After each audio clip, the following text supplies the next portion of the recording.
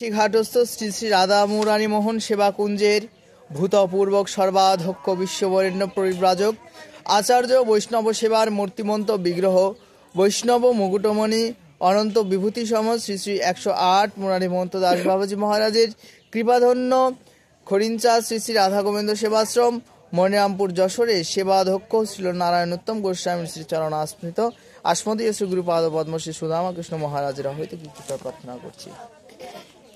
परमानंद चिन्मूर्ति भगवान जगत अधिपति पुरुषोत्तम श्रीकृष्णेर अशेष कृपा अशेष अनुकम्पा बर्षित हवार फले आज आमरा पुनराय भागवतीय ज्ञानयज्ञेर आसरे समागत होते पेरेछि। केन कि आमरा प्रतिनियतई शुनि भागवत कोनो साधारण पुस्तक नय, भागवत कोनो साधारण ग्रंथ नय। कलिजुगेर मध्य प्रत्यक्ष भगवान श्रीकृष्णई हच्छेन एई भागवत।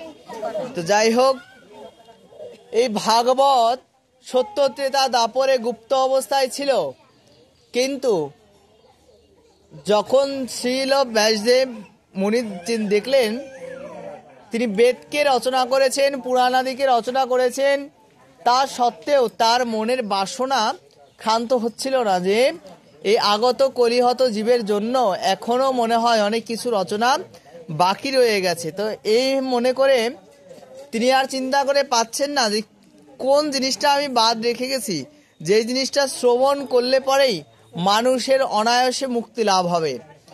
এহেতু চিন্তা করতে করতে যখন দেবর্ষি নারদ সেখানে পদার্পণ করলেন, মুনিবরকে দেখে তিনি প্রণিপাত করলেন। তখন দেবর্ষি নারদ তাকে বললেন, ওহে ব্যাসদেব, তোমার কি হয়েছে, তোমার এত মন খারাপ কেন? তখন তিনি উত্তর দিলেন, দেখো, আমি বেদকে রচনা করেছি, আমি পুরাণকে বিভক্ত করেছি, তা সত্ত্বেও আমার মনে হচ্ছে আগত কলিযুগের মানুষের নিস্তার হবে না। অর্থাৎ কলিযুগে পাপ এতটা চরমে পৌঁছে যাবে যেইখানে মানুষ আর মানুষ থাকবে না।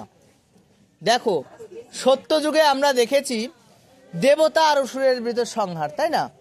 এদের ভিতরে মারামারি ঝগড়াঝাটি, তাই না? পৃথিবীতে কিন্তু এরকম দুষ্ট লোক তেমন ছিল না সত্য যুগ।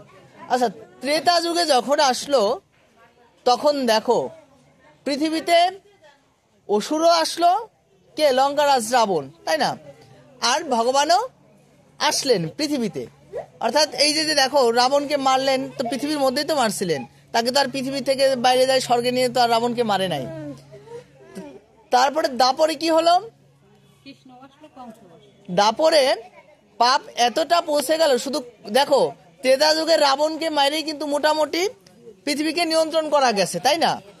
কিন্তু ভগবান কৃষ্ণ যখন আসলেন তখন কিন্তু শুধু কংসরে মারে কিন্তু তিনি ক্ষান্ত ছিলেন না। কেন? দেখো, ত্রেতা যুগে একটা নাম করে রাক্ষসে মারছে, তাই মানে যুগ ঠান্ডা হয়ে গেছে। আর দাপরে কিন্তু তা হয় নাই। কংসকে মারার পরেও ভগবানকে আবার বিভিন্নভাবে লীলা করে কিন্তু ধর্মকে সংস্থাপন করার জন্য দেখবা কত কত রাজাদের তিনি দিয়েছে। জরাসন্ধকে পরাস্ত করছিলেন, তারপরে শেষে অগাসুর কত ধরনের অসুরকে মারছেন, কত কত অসুরকে মারছে। তারপরে দেখো ওই হস্তিনাপুরে যখন দেখলেন যে ওই যে সেদিনকে এই কথাটা বলছিলাম যে পাপ এতটাই চরমে পৌঁছে গেছে, ভগবান যেখানে অস্ত্র ধারণ দেখছেন যে অস্ত্র ধারণ করে মানুষকে আর ঠিক পথে এখন আনা সম্ভব হবে না, কেননা মানুষের বুদ্ধি এখন তো পাপ বাড়তে থাকবে আস্তে আস্তে। ভগবান তো অন্তর্যামী। তখন তিনি কি করছিলেন? শান্তি দূত হয়ে গেছিলেন ধৃতরাষ্ট্রের কাছে, যে তোমরা ঝগড়া লড়াই করো না, এই যে পঞ্চ পাণ্ডব যারা আছে এদেরকে তোমরা 5টা রাজত্ব দিয়ে দাও। তা বলছে দেওয়া যাবে না। তারপর বলছে ঠিক আছে, রাজত্ব যদি না দাও